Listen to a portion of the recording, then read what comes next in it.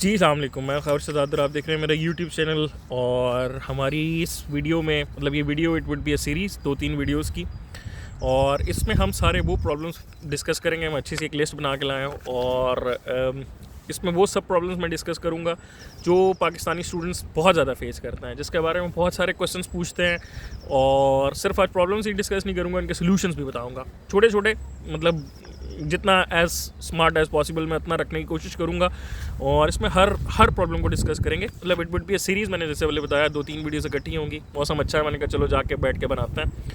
तो जैसे कोर्स किसी को ढूंढना, बर्थ सर्टिफिकेट के उसके मसाइल, कोर्स कैसे हम फाइंड कर सकते हैं, सिटीज़ कौन सी बेहतर हैं, ये सब कुछ। और अर्ली अपॉइंटमेंट कैसे ले सकते हैं एम्बेसी से, फाइनेंशियल स्टेटमेंट के मसाइल, पुलिस करैक्टर सर्टिफिकेट 1-2। उसके बाद जो फाइनेंशियल थोड़े मसाइल हैं विदाउट लीगलाइजेशन, जो जॉब्स और पीएचडीज़ वाले आ सकते हैं, वो अकोमोडेशंस, उनके अर्ली रेंट और ये वाले सारे मसाइल। उसके अलावा फ़ी किस तरह पे कर सकते हैं, यूरोस को किस तरह ला सकते हैं, यूरोस कब तक होल्ड करके रखने होते हैं अकाउंट में, कोर्स यहाँ पे आके स्विच कर सकते हैं कि नहीं, सिटी स्विच कर सकते हैं कि नहीं, ये टिकट, डमी टिकट के मसाइल, थर्ड पार्टी फाइनेंस जो आपको स्पॉन्सर कर सके। इसके अलावा मजिस्ट्रेट और इन सब से इंक्वायरी कैसे कर सकते हैं। ये सब छोटे छोटे मसाइल हैं जो जिसके बारे में बहुत सारे क्वेश्चन आते हैं, बच्चे पूछते रहते हैं। Sorry for the background noise.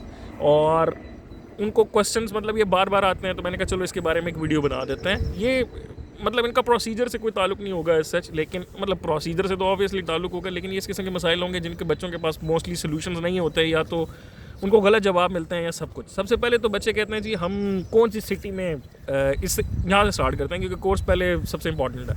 मैं ऊपर नीचे कर सकता हूँ, लेकिन ये है कि कोशिश करूँगा सब पॉइंट्स को मैं टच कर लूँ।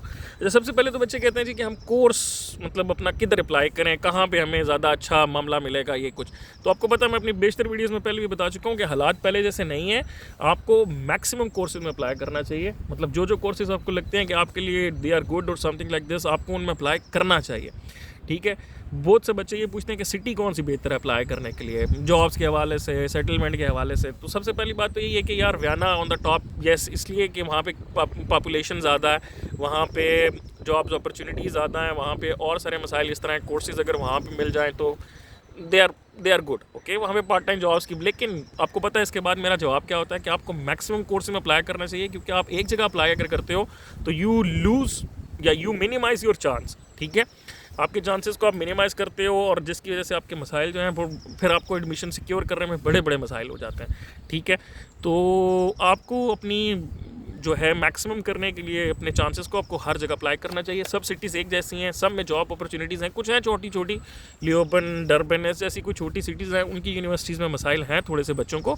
लेकिन वहाँ पे भी अभी रिसेंटली मेरा लियोबन में एक दोस्त गया, उसने 2 वीक में जॉब ढूंढ ली है। तो इट डिपेंड्स कि आप खुद कितनी एफर्ट डाल रहे हैं, क्या कुछ कर रहे हैं। हाँ, कोर्स जहाँ जहाँ आपको लगता है कि आपके हिसाब का कोर्स आप उस सब में फ़ाइल करें, ताकि आपको उसके लिए आसानी हो। किसी एक जगह को जब आप पिन पॉइंट टारगेट करते हैं तो आप चांसेस को बहुत ज़्यादा लिमिट कर देते हैं। इट्स अ 50-50, आइदर येस और आइदर नो।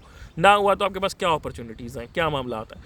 अच्छा, अब दूसरा सवाल यहाँ पे बच्चों का बहुत सारा आता है कि जी लीगलाइजेशन के बगैर कोई यूनिवर्सिटीज़ दे देंगी या सब कुछ लाइक दिस। तो यूनिवर्सिटीज़ आजकल लीगलाइजेशन के बगैर एंटरटेन नहीं करती। भैया आपको पहले लीगलाइज करने होते हैं, डॉक्यूमेंट्स लीगलाइज करके आप भेजते हैं, फिर आपको यूनिवर्सिटीज़ जो हैं वो एंटरटेन करती हैं। पहले कुछ यूनिवर्सिटीज़ बता देती थी कि अब ठीक है आप लीगलाइज, अभी भी कुछ बता देती हैं।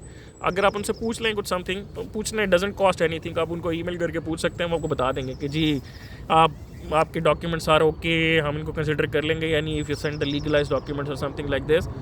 तो आप उनसे ईमेल करके पूछ सकते हैं। मैं हमेशा यही कहता हूँ कि ईमेल करने में कोई जो मामला है उसमें कोई ऐसे मसाइल नहीं। अच्छा, अब बच्चे कोर्सेज़ के हवाले से पूछते हैं। कोर्सेज़ के हवाले से मैंने आपको बताया studienwall.at पे ही आप जाके सर्च कर सकते हैं, वही ऑफिशियल वेबसाइट है। सॉरी एक दफ़ा फिर से। तो उस वेबसाइट की मैंने अपनी एक डिटेल वीडियो बनाई हुई है जिसमें मैंने बताया हुआ है कि किस तरह जाके आप कोर्स सर्च कर सकते हैं, और सारा कुछ। बाकी यूनिवर्सिटीज़ के नाम आपको पता ही है, बड़ी universities, Vienna technical university Vienna, university of Vienna, उसके बाद JKU, उसके बाद इंसब्रुक, क्लैकेनफर्ट, FH, सारी जोआनम, FH, अपर ऑस्ट्रिया और वीनर न्यूस्टार्ट, काफ़ी सारी यूनिवर्सिटीज़ हैं। गूगल पे भी सर्च कर सकते हैं ऐसे यूनिवर्सिटीज़ को।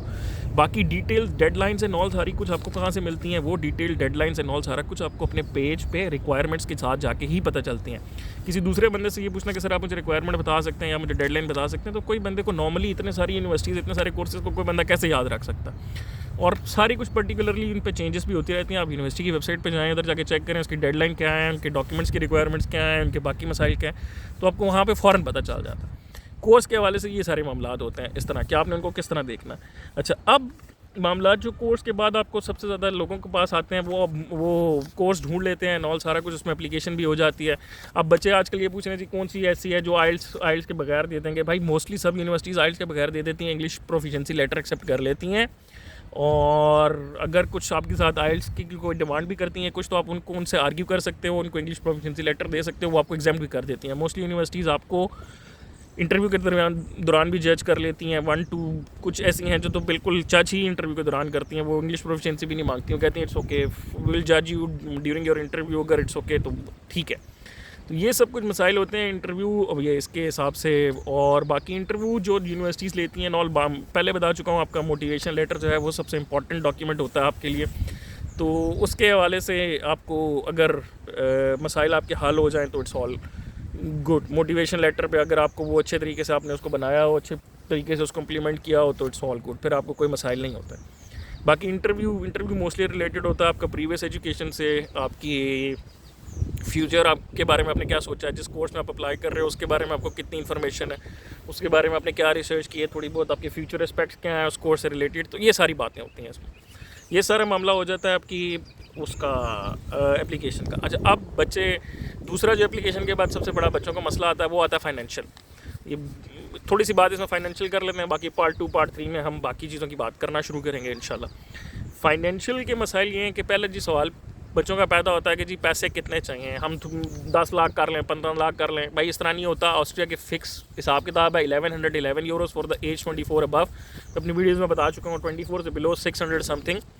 तो ये तो आपको करना ही करना है। प्लस 67 यूरोज़ आपके इंश्योरेंस के, ये भी आपके अकाउंट में होने चाहिए फॉर मिनिमम 1 ईयर, 1 साल के लिए मिनिमम आपके अकाउंट में होने चाहिए, ठीक है।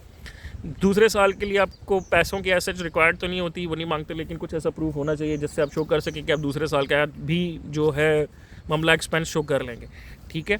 अब पैसे आपके अकाउंट में मतलब वो 6 मंथ की स्टेटमेंट एंड ऑल सारी मैं अपनी फाइनेंशियल एक वीडियो में काफ़ी डिटेल बता चुका हूँ कि आप ये लाजमी नहीं है, कहीं लिखा नहीं है कि you have to submit 6 months की ही स्टेटमेंट। मैंने अभी रिसेंटली जितने मेरे आजकल की डेट में 25-30 RPs अप्रूव होकर आए हैं अल्हम्दुलिल्लाह बच्चों के, और कोई ऐसा नहीं था जिसने 6 मंथ की स्टेटमेंट दी हो। कोई 1-2 होंगे बीच में जिनको मैंने कहा हो 6 मंथ की, क्योंकि मैं मोस्टली बच्चों को कहता हूँ 6 मंथ की ही स्टेटमेंट सबमिट करें। लेकिन पैसे होल्ड इन द एंड, अगर स्टेटमेंट इज़ गुड, कुछ बच्चों ने दी भी हैं 6 मंथ्स की, लेकिन इन द एंड पैसे जो होल्ड उन्होंने किए हुए थे वो 1 मंथ 2 मंथ के लिए पैसे होल्ड किए हुए थे, और बाकी उनके स्टेटमेंट्स वर ऑल गुड, तो उनके RPs अप्रूव होके आए हैं। किसी का भी मसला नहीं हुआ अल्हम्दुलिल्लाह। बहुत सारे स्टूडेंट्स हैं जिनको ऑब्जेक्शन आई है। मैं बता रहा हूँ आजकल मेरे बच्चों को बहुत सारे बच्चों के पैसे वो अप्रूव होके आए हैं, और जिन के अप्रूव होके आए हैं सबसे अच्छी बात यह है किसी को उन्होंने ये भी नहीं कहा कि आप पैसे साथ लेके आए। तो this is a very positive change. जो स्टार्ट में वो कह रहे थे कि आप पैसे साथ लेके आए, यहाँ पे शो कराएं और सारा कुछ, अब किसी को भी नहीं कहा, मेरे किसी अप्रूव बच्चे को नहीं कहा, which is a good thing. और ये मामलात इस किस्म के अच्छे होते जा रहे हैं। और बाकी फाइनेंशियल के हिसाब से बच्चे ये कहते हैं जी हम स्टेटमेंट कैसे बनाएं, हम किसी इन्वेस्टर से ले रहे हैं सारा कुछ। तो भैया जैसे भी आप बनाएं, जैसा कुछ भी करें, आपने उसको जस्टिफाई करना है। जस्टिफाई आपने अच्छे तरीके से करना है। अगर आप कर लेंगे तो इट्स ऑल गुड। कुछ लोग लैंड का करते हैं, चल जाती है। कुछ लोग गोल्ड का करते हैं, वो भी चल जाती है, इट्स एन एसेट, वो भी चल जाती है। कुछ लोग डिपेंड करता है, कुछ इन्वेस्टमेंट शो कर देते हैं, कुछ आगे पीछे बिजनेस तो सबसे पहले नंबर पे, इट्स ऑल गुड। अगर वो शो किया जाए तो वो सब कुछ इट्स ओके होता है। बात यहाँ पे सिर्फ ये होती है कि आपने उसको जस्टिफाई किस तरह किया, ठीक है। क्योंकि बता रहे हैं मोस्टली लोग इन्वेस्टर से आजकल पकड़ रहे हैं, ये जो रेट की वजह से यूरो के बहुत सारे मामला ऊपर हो गए हैं, उसके बाद ज़रा मुश्किल हो गया मामला। लेकिन फिर भी जो लोग इन्वेस्टर से लेते हैं और सारा कुछ, दे ट्राई टू उसको किसी तरह जस्टिफाई करें, एसेट से करें, गोल्ड से करें, लैंड से करें, लैंड सेल से कर लें। ये सब कुछ बच्चे मिक्स एंड मैच करके अपनी उसको स्टेटमेंट को जस्टिफाई करते हैं, एंड इट्स ऑल गुड। बाकी जिनको ऑब्जेक्शंस आ रही हैं उनको ये कह रहे हैं पैसे डालें, पैसे डाल के अब ऊपर कुछ थोड़े से पैसे हैं, वो ज़ाहिर रेट की वजह से कुछ प्रॉब्लम चल रही है, या जो घर के आपके जो पैसे होते हैं 327 यूरो से, अगर ऊपर आपका घर है तो वो एडिशनल अमाउंट भी आपने शो करनी होती है अपने 1111 यूरोज़ के साथ, प्लस 67 इंश्योरेंस के साथ आपने एक्स्ट्रा पैसे भी शो करने होते हैं। तो वो अगर आप शो कर देते हैं तो then they are getting their visas. इतना कोई बड़ा मसला नहीं हो रहा। बहुत बच्चों के वीज़ाज़ अप्रूव होकर आए हैं अल्हम्दुलिल्लाह रिसेंटली, बहुत ही बच्चों के, और किसी बच्चे को कोई मसाइल पेश नहीं आए, अल्लाह का शुक्र है। और पुलिस सर्टिफिकेट का आजकल बड़ा मसला बना हुआ है। पुलिस सर्टिफिकेट में वो आपको मैंने बताया अपनी लीगलाइजेशन में कि आपको अब जो है साथ ही जो अब वेरिफिकेशन के साथ लीगलाइजेशन की डेट होती है तभी आपको अपना पुलिस सर्टिफिकेट लीगलाइज कराना होता है। पहले आप उसको आरपी के टाइम कर रहे थे, लेकिन अब वो ऐसा नहीं कर रहे। अब वो आपको साथ के साथ ही लीगलाइज कराना होता है। तो अब ज़ाहिर है वो 3 मंथ्स के लिए मैंने बताया कि एम्बेसी या मैजिस्ट्रेट उसको मांगता है, तो फिर ज़ाहिर है वो दोबारा कहते हैं जी आप दोबारा लीगलाइज करा के सेंड करें। तो जिन बच्चों के ये मसाइल थे उनको मैजिस्ट्रेट ने कहा कि आप दोबारा पुलिस करेक्टर सर्टिफिकेट दें, तो उन्होंने ज़ाहिर है नए बना के मोफा से टेस्ट कराएं और उसके बाद एम्बेसी को रिक्वेस्ट की कि जी जल्दी अपॉइंटमेंट्स दे दें। उन सबको एम्बेसी ने 2-2 3-3 दिन के अपॉइंटमेंट्स दे दिए क्योंकि मैजिस्ट्रेट ने मांगे हुए थे डॉक्यूमेंट, और सब ने नए लीगलाइज करा के तो दे आर सबमिटिंग, साथ साथ उनके भी अप्रूवल आ रहे हैं अल्हम्दुलिल्लाह। तो ये सब कुछ मामला चल रहे हैं इस सारे चक्कर में। तो बाकी हम बात करते हैं पार्ट 2 में और छोटे छोटे मसाइल जो हैं उनके बारे में, ताकि बच्चों को एक प्रॉपर सीरीज़ में जो है सब आंसर्स मिल जाएं, उनको आगे पीछे कहीं जानना ना पड़े। Thank you so much for watching. Wait for the part 2। अल्लाह हाफ़िज़।